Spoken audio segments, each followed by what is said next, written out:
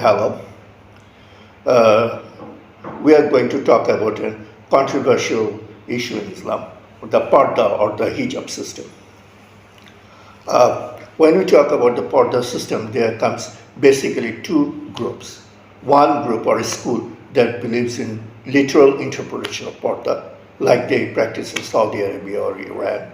And another one is those who believe in metaphorical interpretation of Purdah. In this group falls Sania Mirza, Nassim Sataudi, the Iranian human rights activist. So my standpoint of view is here that I think that if we take Purdah system for literal interpretation, it logically doesn't make sense. So my first logic is the relationship in Quran are divided in two parts, mahram and non-mahram. Mahram relationships are like those father, daughter, mother, son, brother, sister, uncle, niece, stepmother, stepson, stepbrother, stepsister, such a relationship which can never be husband-wife.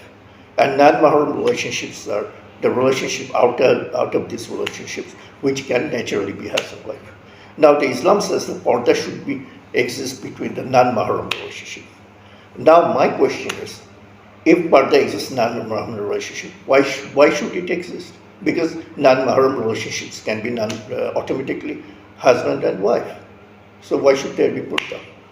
Purdah should exist between the mahram relationships, like father, daughter, brother, sister, stepmother, stepson, because that can never be husband-wife.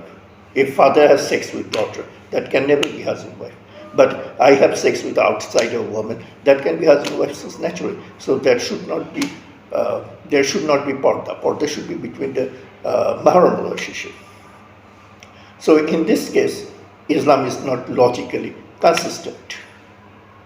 Purdah should be if you think logically, Purdah should be between the mahram relationship, like father, daughter, brother, and sister, not outside the blood relationships.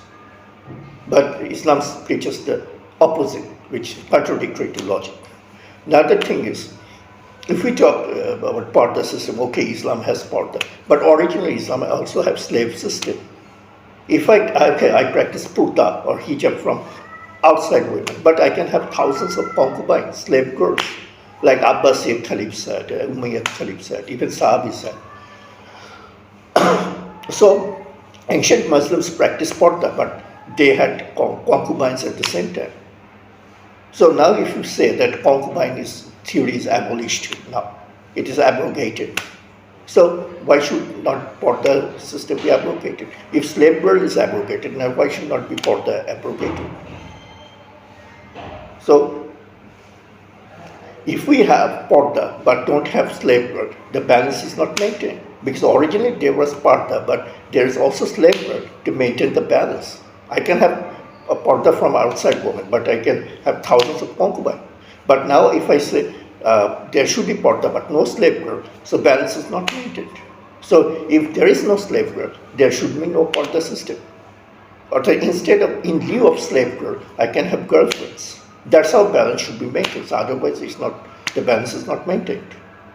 So here is a relativity thing, that Purdah system is relative to the slave girl system. If there is no slave girl, there is no Purdah. Zero slave girl, zero Purdah. Number 3, if I look at the story of Sahabas used to undress slave girls in front of public.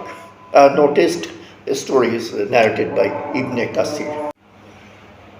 Ibn Kathir narrates that once a slave boy of Muawiyah bought a very beautiful white complexion slave girl and undressed her and brought her before Muawiyah. Muawiyah, pointing with his stick to that naked slave girl, and says that this is a very beautiful object, I want to present it to my son Yazid, etc., etc., etc. So what this narration from Ibn Kathir reveals, that Sahabis used to undress slave girls in front of public. So basically, Saab practice nude modeling. So if Saab practice nude modeling, why should not there be nude modeling in Islam? Nude modeling shouldn't be un-Islamic. So it's not logical if I say that Muslim girls cannot practice nude modeling. So we shown three arguments from Mahram relationship, from slave girl perspective, and from the stories of Ibn Kasir that literal interpretation of Purdah doesn't make sense. It's logically inconsistent. Thank you.